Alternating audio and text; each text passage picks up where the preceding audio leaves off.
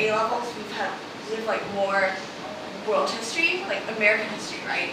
So then Right. would it be hard? Yeah, so A-level history in general, you're learning a lot about more of the well-known historical contexts versus IB, you're looking at very kind of specific, stranger, sort of historical context. Both of those are going to rely very, very heavily on source analysis.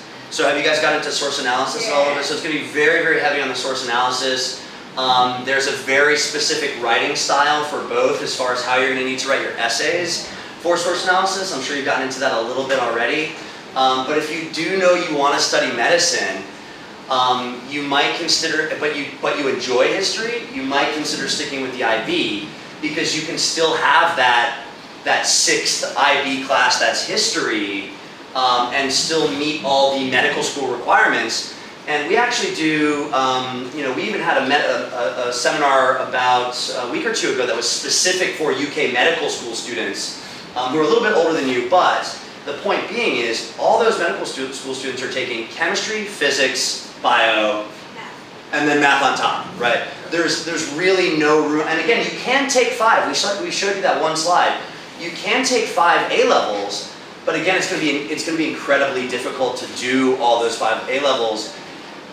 So if you really do like history, then the IB might be a better choice for you because in many ways the approach to source analysis is the same.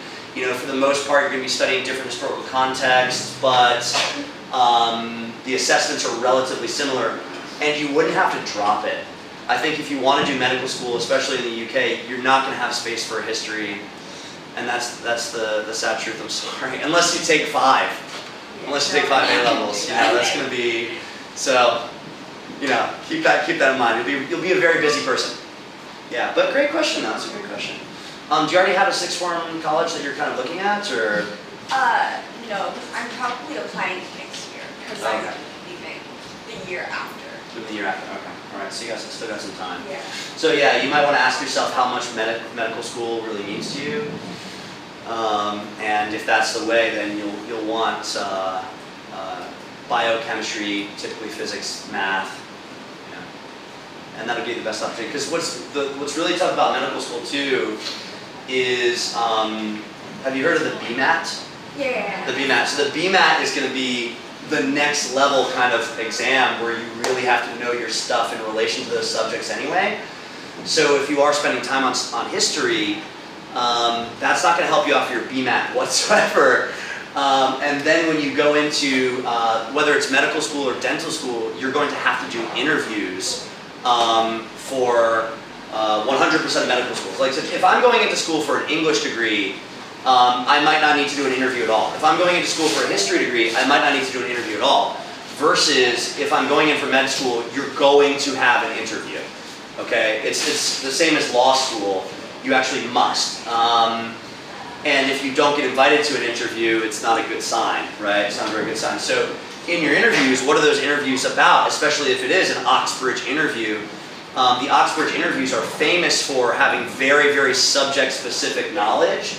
They only spend about, the first couple of minutes breaking the ice as far as like, hey, how are you? How was your flight? Did you get some food? What's going on?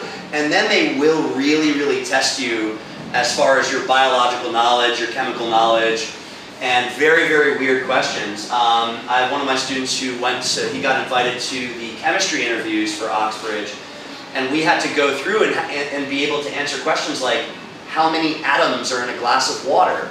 And how could you calculate the amount of salt in the oceans? And you really have to be prepared for a wide variety of scientific related questions for those things. Then med school is no different. You really have to have all those things prepared. So you could always study history just kind of for fun. Yeah. But that's it. Hey, yeah, of course.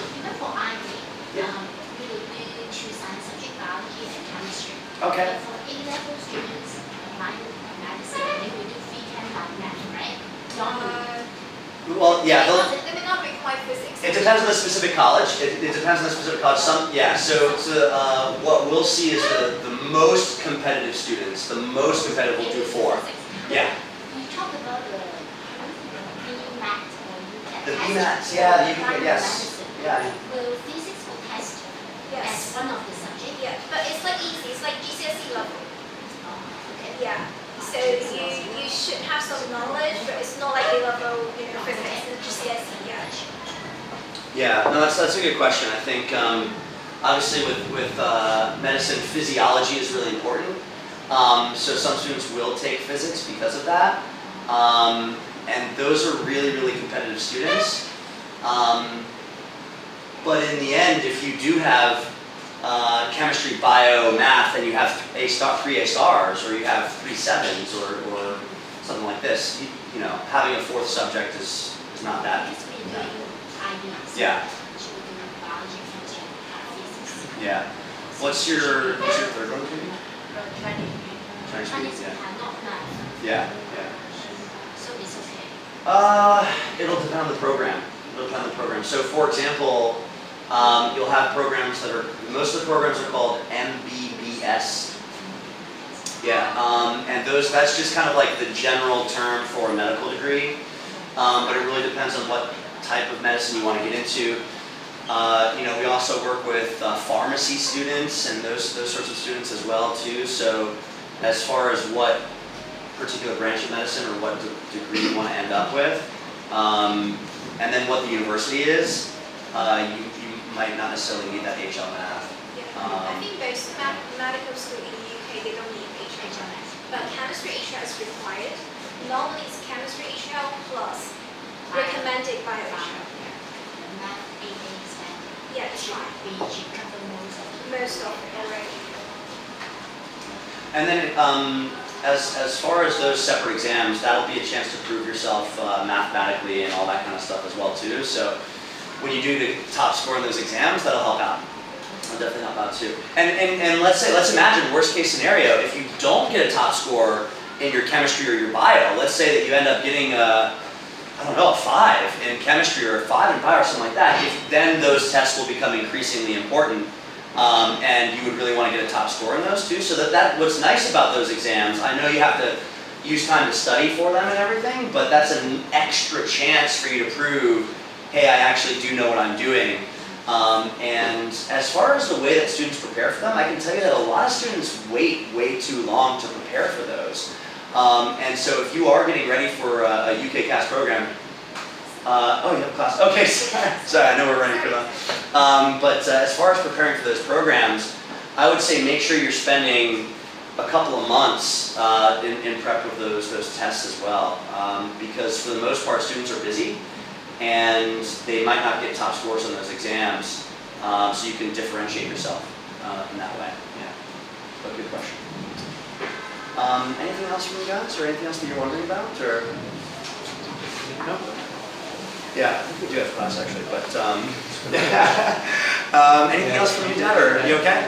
No? Okay. No, thank you very much. No? Thank you. Okay. Oh, guys, okay, thank you so much for coming. Thank you. And does that answer your question about all the math subjects and everything? too? Yes, it did, Yeah. right. And I'm sorry, ma'am, I didn't get a chance. Did you have any other questions, or?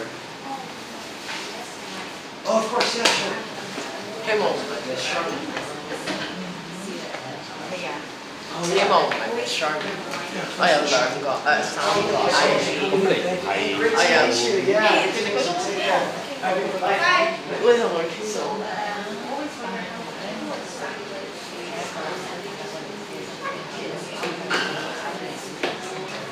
Bridge 你淨係要4 Yeah. Yeah. 入唔到咧，你入去做數理啲subject咧，40分都得嘅。 Yeah. 但係我入去。 Yeah. Yeah. Give me a support. Right. Thanks for coming, guys. Bye bye. Bye. Bye. Have a good weekend. Yeah.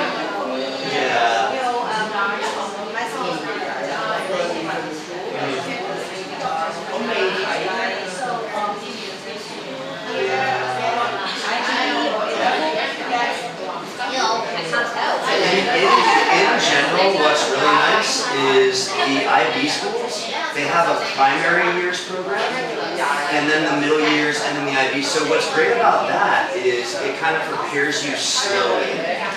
So some students, they'll do only the final 2 years of IB, and it's very shocking. Very shocking.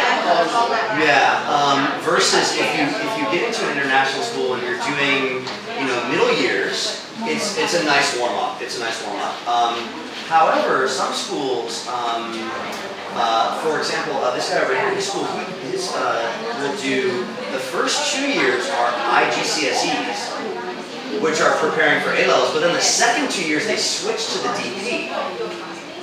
And that's also another a great way to prepare for both too. So you might look at a school where the first 2 years of high school are IGCSEs, and then the second 2 year is IBDP. So you're actually kind of prepared if you do need to switch or if you're not ready for it, you have more options. But in general, the local school, the HKDSE, it's really tough for university admissions. It's really tough for. So if you're going to school HKU, HKUST, or one of these schools, okay, great. But the score translations are very difficult versus the IB.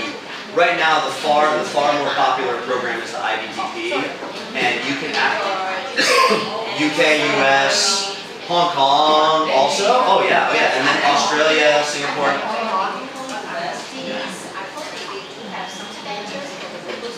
They do, yeah, they do. So if I'm taking the HBDSE, I may probably have a better chance compared to studying Could be, here. could be. Because the goal is back.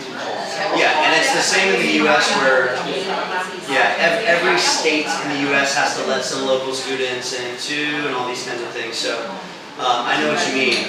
I would say overall, the DP gives you the most access to the world, so to different parts. The A-levels, more access to the UK schools, and then more access to math and science majors. Okay, but in general, from a local school compared to an international school, I think also you're going to have a lot better counselors and teachers and people who are able to help you along the way. In a local school, you might have way better, subject teachers. Yeah.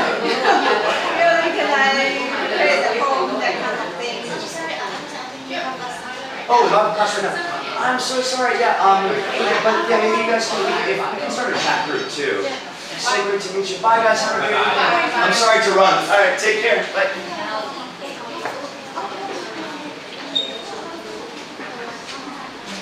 Hey, sorry. For some reason, I was thinking maybe you were recording, but how are you doing?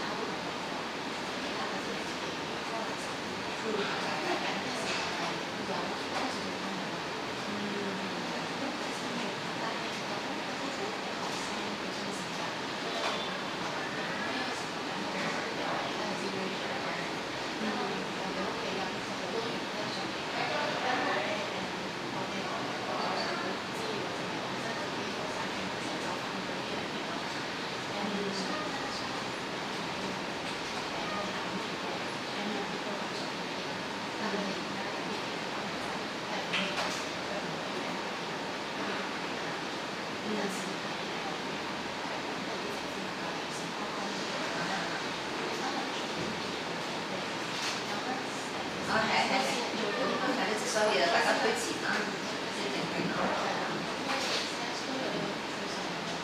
咁就算我冇得 choose A 啦，我係其實